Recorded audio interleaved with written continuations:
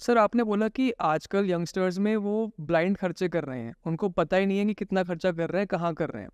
But इसमें what I think is कि अगर किसी की तनख्वाह 25,000 रुपये पर मंथ है, तो वो सोचते हैं कि अगर मैं 3-4 हज़ार रुपये इन्वेस्ट भी कर रहा हूँ तो उससे क्या ही होगा। ये क्वेश्चन है. If 3,000 rupees is invested monthly for 20 years without any escalation at only 12% per annum, at only 12% per annum, this number will hit 30 lakh rupees at the end of 20 years. ठीक है. तो ये कुछ नहीं कर रहे हैं, कुछ नहीं कर रहे. 3,000 और ओनली 12%, ओनली 12% पे ये 30 लाख रुपए हो जाएगा. ठीक है. तो ये पावर है 3,000 का. तो आगे जैसे जैसे उसको बढ़ाओगे तो और भी वैल्यू उसकी बढ़ती रहेगी. तो ये आप मत सोचो कि ये 3,000 कुछ नहीं कर सकता. 500 रुपये भी बहुत कुछ कर सकता है. तो इन्वेस्टमेंट में तो ऐसे ही चलता है, जितना चीनी डालोगे उतनी चाय मीठी होगी. बाउंडिंग में मैं जैसे आपको बताता हूँ कि I talk about SIP and SWP. So let's say if you have invested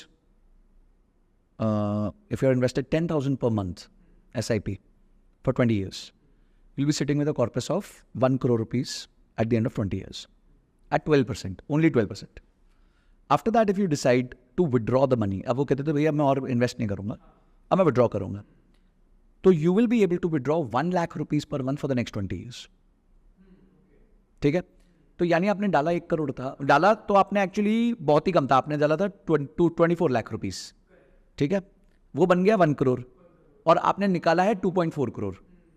so effectively you have 10x your money. ठीक है. हाउएवर इफ यू डिसाइड कि मैं 1 लाख पूरा नहीं निकालूंगा, मैं 75,000 निकालूंगा, 25,000 रुपये नहीं निकालूंगा मैं, I let it wait. So this 1 crore corpus, after you have withdrawn 75,000 rupees a month every month for 20 years, you will be left with 3.5 crore rupees after 20 years. तो यानी टोटल आप 40वें साल में आपके पास 3.5 करोड़ रुपए फिर भी पड़ा होगा. And all of this by only investing 10,000 rupees a month for the first 20 years. This is the magic of compounding. ऐसा ही होता है. मैंने जब अपना SIP स्टार्ट किया था तो मेरे को भी था कि यार मैं तो 2,000 रुपये 4,000 रुपये डालता था महीने का. जैसे मेरा कॉन्फिडेंस आया, तो खतरनाक रिटर्न्स मिलते हैं इस पे, दिमाग भी नहीं लगाना पड़ता, देखना भी नहीं पड़ता. मैंने 10x कर दिया. मेरी सैलरी बढ़ चुकी थी, मैंने SIP नहीं बढ़ाई थी उस टाइम, तो मैंने SIP फिर प्रोपोर्शनेटली बढ़ा दी. फिर हर साल मैंने 10-20% SIP बढ़ाई. 10 ईयर्स बैक जितने मैंने SIP स्टार्ट की थी, आज मैं उससे 10 टाइम्स ज़्यादा डालता हूँ. Which on a basis of compounding means every year I have increased my SIP by 24%.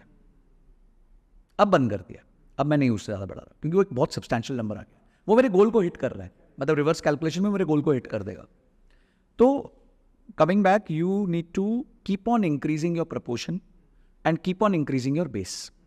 अगर आप, मैं आपको 2 इक्वेशन देता हूँ. अगर आप 25,000 से स्टार्ट करके, कोई अनरियलिस्टिक एक्सपेक्टेशन नहीं दूंगा, आपने 25,000 रुपये से स्टार्ट किया, आपका 20 साल का होराइजन है. ठीक है. आपकी सैलरी 10% बढ़ी, आपने 25% उस पर से इन्वेस्ट कर दिया. ठीक है. ये 25% चलता रहा 10 साल तक. 10वें साल पे आपने उस 25% को 30 कर दिया. आपका जो एलोकेशन है, मतलब समझो आपका महीने का 6,000 रुपये आ रहा है investment, you will have at the end of 20 years 2.8 crore in your bank account through this mutual fund. ठीक है. अगर आप इसी को 20 साल की जगह 25 साल ले जाते हो and you continue doing this, your 2.8 crore will become 8.5 crore. अभी सुनते रहो आगे. If you carry on doing this from 25 to 30 odd years, your 8.5 crores will become 20 crores. And if you move from 30 years to 40 years, you keep on doing this, and your maximum salary reaches at 5 lakhs a month. Maximum, उसके ऊपर growth ही नहीं किया आपने, कभी नहीं growth किया. After 40 years, you will be sitting on 100 crores. That's the power of time. तो आपको, you are the architect of your own life. ठीक है. Markets are uncertain, there may be ups and downs, but the 2 things which you control, उस पर आप focus करो, which is your investment, amount of investment and time of investment, not the timing of investment. Sir कौन से महीने में खरीदूं? तो एक काम कर, अक्टूबर में खरीद. अरे क्या फर्क पड़ता है, जनवरी में खरीद, फरवरी में खरीद, मार्च में खरीद, अप्रैल में खरीद, हर महीने खरीद. ऊपर है तब भी खरीद, नीचे है तब भी खरीद. When I first bought one of my mutual funds,